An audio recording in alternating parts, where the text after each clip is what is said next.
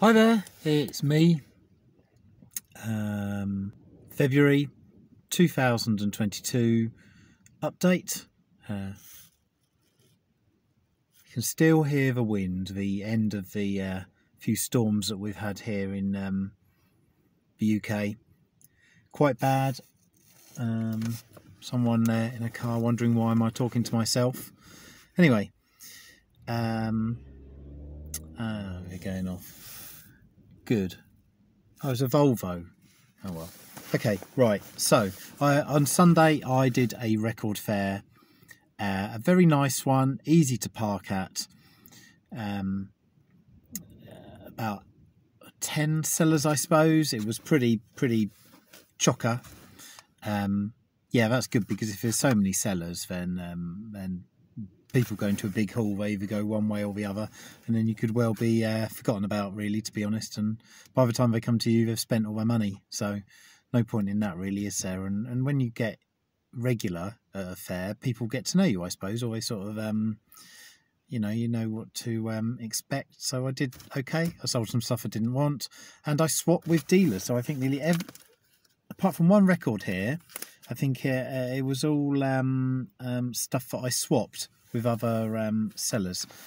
Now, this is the one that I bought, actually, so it was £15 there, okay? So I've never ever bought anything by King Crimson. The only thing I ever remember by them was 21st century Schizoid Man, and it was on a car advert in 1990s or something, I forget now. Anyway, I've bought a double album here called An Introduction To, is it?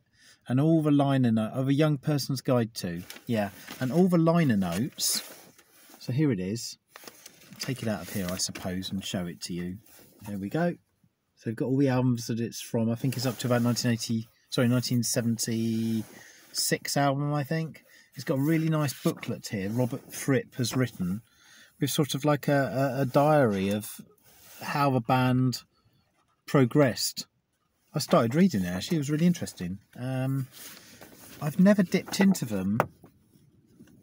I don't know why, but well, I suppose I was expecting they were going to be a bit jazzy, or going to be a bit more alternative thinking man's Pink Floyd. I don't know, really. One track by them I really did like on the first record that I listened to was called Starless, and that is from Red.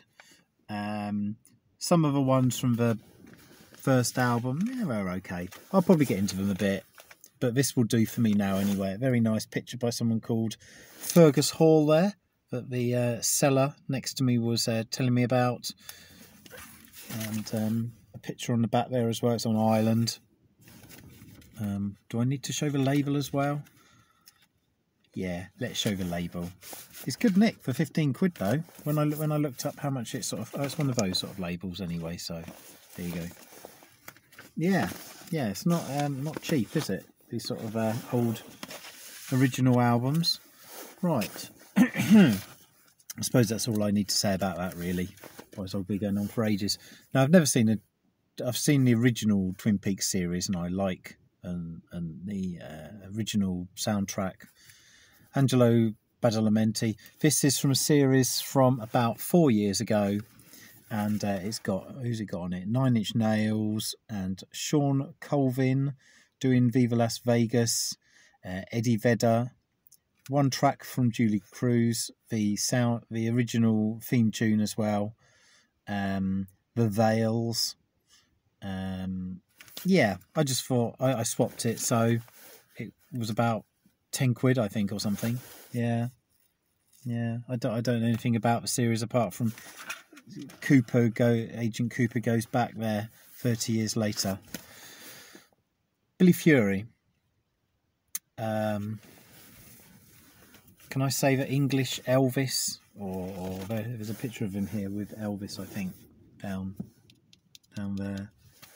Yeah, don't know much about him really either. I think he's from Liverpool.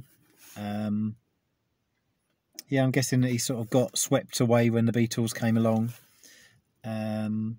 Yeah, most of them are 59 to 63, 64, so And somebody did say there were different recordings of some of the singles, and they might not always be the greatest ones on this compilation, but I thought I'd give it a go.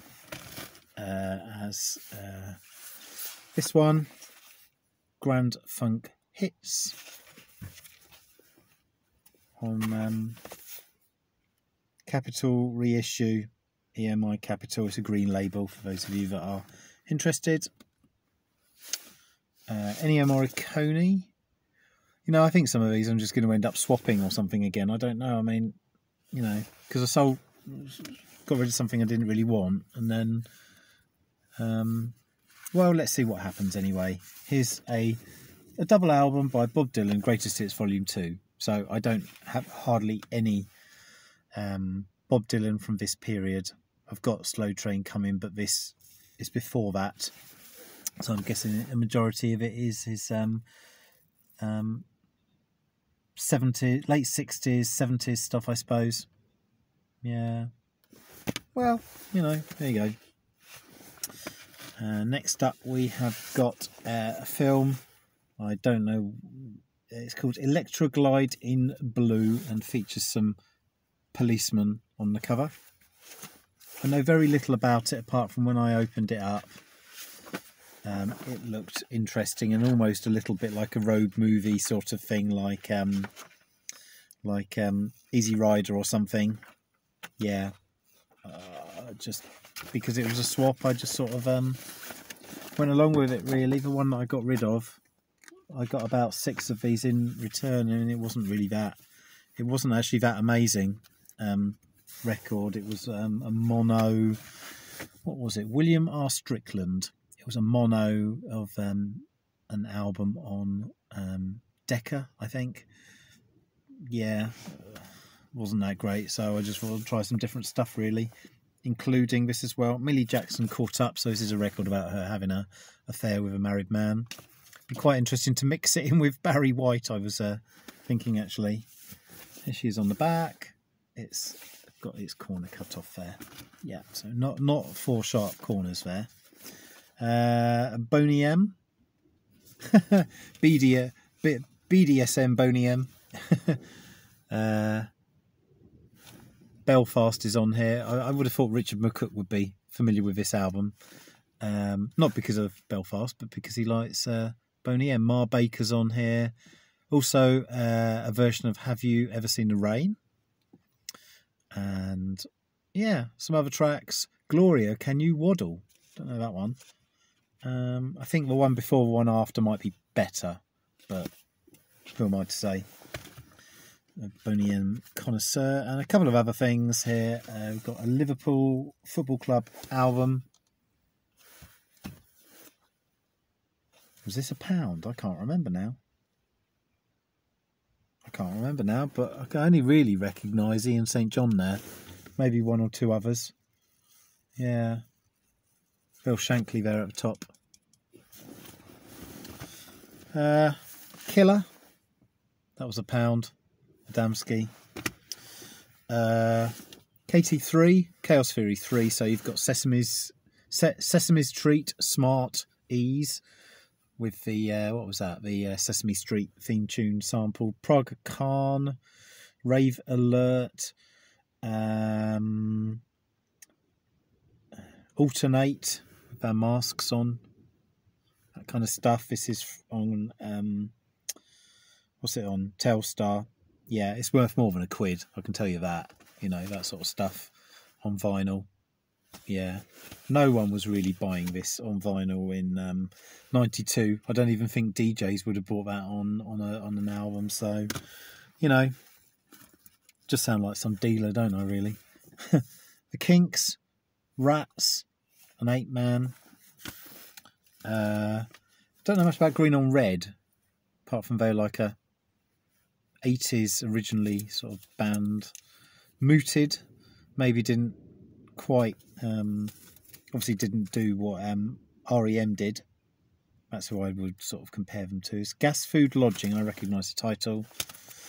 And another single, this was really good. You can listen to this on YouTube. It's called 3NF Ant Booty and the Matt Elliott remix was sort of slightly off kilter, weird sounds. This cost me £1, or rather was swapped, which leaves me one other thing. Just gone over 10 minutes. I've actually ordered an album by, I can't remember the guy's name, but I am getting it very soon. Wasn't around on vinyl anymore. DJ Format, local record shop, had said in their list of things that it was sample based, so of interest to me. This, I think, is sample based or that kind of thing. So this is Mr. Scruff, Keep It Real, from 1999 on Ninja Tune. Whether or not that is anything like DJ Shadow, I'm not sure really, but I mean, I remember the cover. I might well have had it at one time. I don't remember much about it now, sorry. So that's just really a quick what happened on Sunday kind of thing. So I will post this, and hope you have a good weekend, and yeah, see you in your videos. I've been a bit knackered watching videos lately, I must admit. Yeah, maybe just one of those things, I suppose, you know. Okay, well, enjoy making your videos if you make them anyway, and if you watch them, then thanks for watching. Bye.